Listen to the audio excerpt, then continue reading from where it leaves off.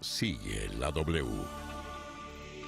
12:48, un 26 de abril de 1990, un joven sicario de 22 años, reconocido como Gerardo Gutiérrez Uribe, alias Jerry, asesinó al entonces candidato presidencial y excombatiente del M-19, Carlos Pizarro León Gómez, un hecho que ocurrió en pleno vuelo de un avión que recorría la ruta Bogotá-Barranquilla. 30 años después, todavía quedan muchas dudas por resolver y al igual que en muchos otros casos, esta historia todavía no se ha esclarecido. La responsabilidad ha recaído sobre unos pocos. ¿Y por qué no decirlo, Mauricio? Las investigaciones se han estancado. Por estos hechos fueron condenados sus autores intelectuales, Fidel y Carlos Castaño, quienes confesaron el crimen en diferentes escenarios, pero de agentes del Estado posiblemente involucrados, aún no se sabe mayor cosa. No, señor, y una de las personas vinculadas es precisamente Jaime Ernesto Gómez Muñoz. Él es el escolta del DAS. Su caso es muy relevante porque su objetivo, según las investigaciones, era dar de baja al sicario, y así lo cumplió segundos después de que este matara a Carlos Pizarro. En nuestro poder tenemos la resolución de acusación de la Fiscalía con la cual se llevó a juicio a Gómez Muñoz, capturado en el año 2017 como posible coautor de homicidio con fines terroristas, concierto para delinquir y porte ilegal de armas. Este escrito tiene algunos testimonios muy importantes que pueden esclarecer este caso. Pues sí, mire, el primer testimonio tenido en cuenta fue el de Diego Londoño White, exgerente de la empresa de transporte masivo del Valle de Aburrá Limitada, Metro de Medellín, y quien además fue condenado a 14 años por el delito de narcotráfico, antes de ser asesinado. Contó detalles de la relación que existía entre el clan Castaño y el cartel de Medellín, relación que luego se deterioró, abro comillas. Fidel Castaño veía con mucho temor, y que así también el mexicano lo veía, la reaparición contundente de la izquierda. Se determinó entonces asesinar al candidato, y que para ello contaban con la opción de un procedimiento ya experimentado y que resultaba ser fácil y práctico, con informaciones provenientes de su propio escolta o quien manejaba o conocía en el DAS.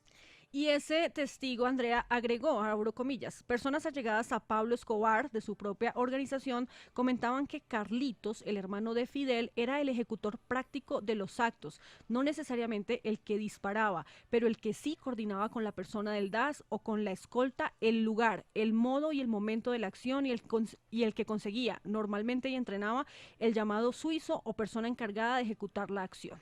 Pues hay que decirlo, en los asesinatos de dirigentes políticos de esa época, según el modus operandi, se asesinaba al sicario. Así ocurrió en investigaciones de los casos de José Antequera y Bernardo Jaravillo. Abro comillas, se le asignaba una tarea específica y seguramente engañado se le decía que lo rescatarían, contrario a lo que en realidad estaba previsto, que era la reacción inmediata de la escolta, ya avisado que daba muerte inmediata al sicario. Juan Pablo, Elías Hernando Salas Barco, ex suboficial del Ejército y quien se convirtió en mano derecha de Carlos Castaño, el ex jefe de paramilitar, ratificó lo mismo ante la Fiscalía. Él dijo, toda la gente que ejecutaba los planes los mataban porque Carlos no quería dejar testigos, nada de lo que se involucrara después. Podía ser el mejor amigo, pero lo mataba, así lo llorara después. Él se cuidaba mucho. Salas Barco fue llamado en su momento a indagatoria por este crimen. Sin embargo, su situación jurídica aún no se ha definido. Por la muerte de Pizarro, León Gómez también fue señalado como responsable Pablo Escobar y el cartel de Medellín. Sin embargo, de acuerdo con los testimonios, esta hipótesis se cayó porque se habla de un acercamiento entre el M-19 y el capo del narcotráfico para la época de los hechos. Abro comillas, y esto dice la Fiscalía. Más absurdo que se atribuya a Escobar, quien antes y después exteriorizó su inclinación por la causa izquierdista en general y en particular por el propio Jaramillo, vanguardista como Pizarro, en la lucha por la no extradición de nacionales a los Estados Unidos. El ex jefe guerrillero Otto Patiño también declaró y dijo que se enteraron que Fidel Castaño estuvo detrás del crimen y que así lo evidenció, abro comillas. Álvaro Jiménez y yo fuimos y hablamos personalmente con Fidel Castaño en la finca de él en Córdoba. Creo que se llamaba Las Tangas. Le preguntamos si él directamente había participado en el crimen de Pizarro y él nos contestó que sí, pero que también habían participado muchas más personas. Cuando le preguntamos que quiénes habían ordenado la muerte de Carlos Pizarro, él nos contestó que los de siempre, pero no quiso concretar ningún nombre. Cuando nosotros le hicimos esta pregunta, estábamos montando a caballo con él y nos estaba mostrando la finca. Quiero agregar que la cita con Fidel Castaño fue concertada previamente y él nos estaba esperando.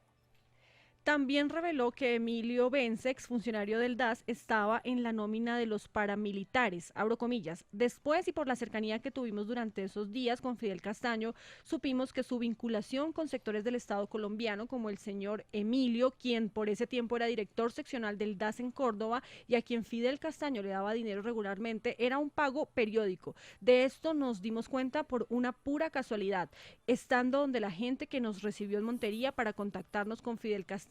Se habló en voz alta de que ahí iba la mensualidad que le mandaba Fidel Castaño a Emilio Bence y que iba otra plata para el comandante del batallón del ejército en Montería. Por estos señalamientos tampoco hay resultados en las investigaciones de la Fiscalía. Y ahí es donde Oti Patiño, Mauricio, Álvaro Sí, señor. Jiménez y Miguel Quiroga pues conforman una comisión ad hoc que investiga en paralelo con las autoridades y llegan por lo menos a una conclusión particular, que el general en retiro y en aquel momento director del DAS, Miguel Alfredo Maza Márquez, habría tenido algún vínculo con estos hechos.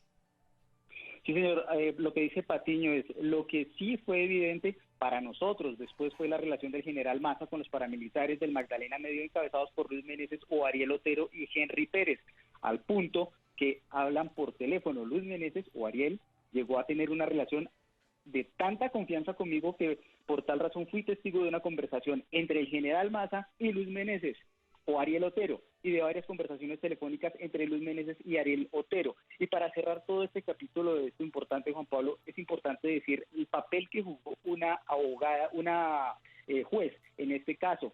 Se habla que ella estaría subordinada o estaría a órdenes de Maza Márquez, donde se dice, ya estábamos a punto de descubrir los autores del asesinato de Pizarro. Esto lo dice Oti Patiño. El general Maza de inmediato me mandó un carro blindado para que fuera al DAS, y cuando llegué estaba en el DAS la jueza que llevaba la investigación, y su comportamiento, el de la jueza, era como subordinada de Maza, pero evidentemente Maza estaba muy asustado.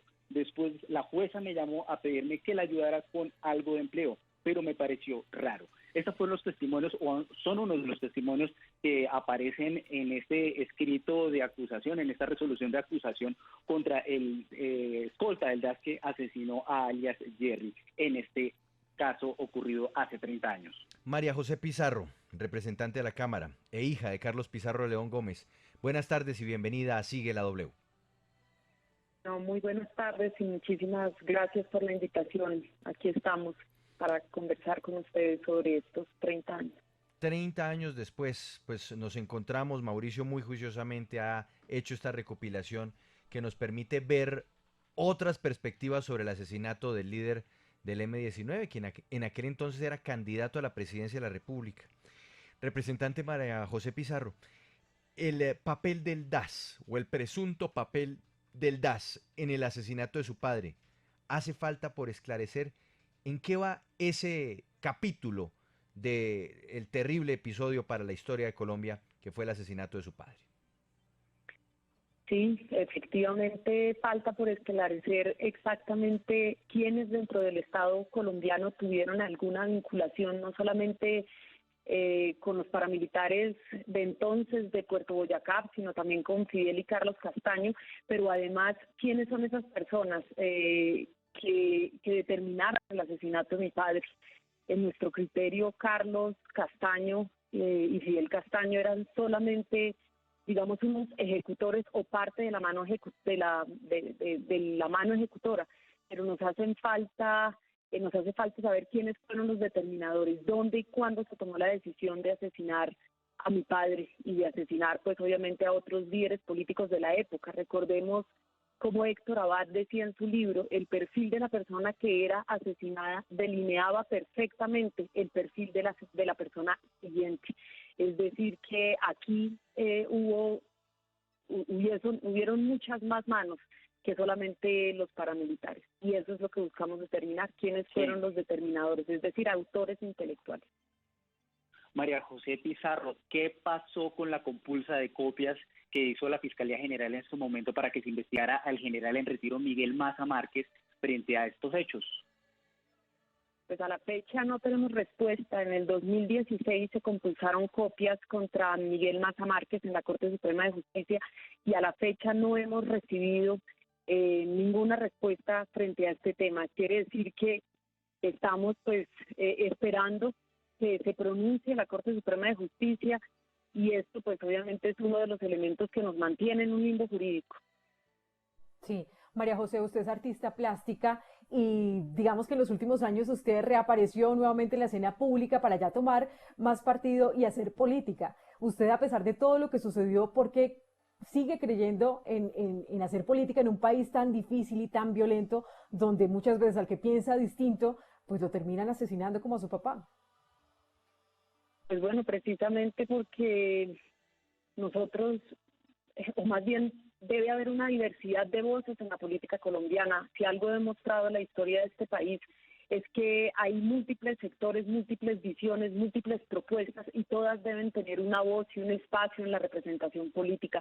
Para mí, pues obviamente tomar la decisión fue difícil, precisamente porque mi padre murió en el escenario político, ni siquiera murió en el escenario armado, murió haciendo política 45 días después de firmar la paz. Pero él dejó un legado, dejó una forma precisamente de ver la política nacional, y nosotros pues no solamente recogemos esas banderas, o yo no solamente recojo esas banderas, sino que además tengo mi propia visión del país que debo defender. Nosotros estábamos de alguna manera intentando consolidar la paz, fue un sueño de mi padre en 1990, y como sociedad yo creo que es lo que merecemos, y merecemos que esos relatos puedan existir y pueda darse el debate político necesario, es decir, el debate sobre las ideas, no la eliminación de las personas. Deben haber contradictores políticos, no enemigos y adversarios. Y así es que debemos empezar a ocupar los espacios de representación, y por eso también yo asumo no solamente la vocería política como mujer de esta generación, sino también pues obviamente recogiendo esas propuestas de mi padre. Representante a la Cámara, María José Pizarro, estaremos muy atentos ya en unos pocos días a la conmemoración de este magnicidio que le dolió mucho al país, le dolió a la democracia, y más cuando era consolidando un proceso de paz. Gracias por estar con nosotros en Sigue la W. Una feliz tarde para usted. A ustedes, muchísimas gracias. Ya volvemos, Sigue la W.